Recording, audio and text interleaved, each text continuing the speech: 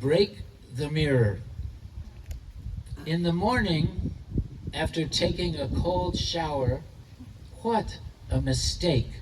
I look in the mirror.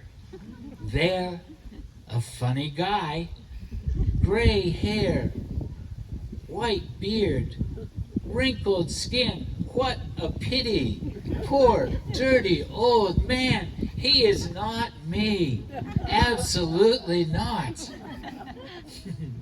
Land and life, fishing in the ocean, sleeping in the desert with stars, building a shelter in the mountains, farming the ancient way, singing with coyote, singing against nuclear war. I'll never be tired of life. Now I am 17 years old, very charming young man.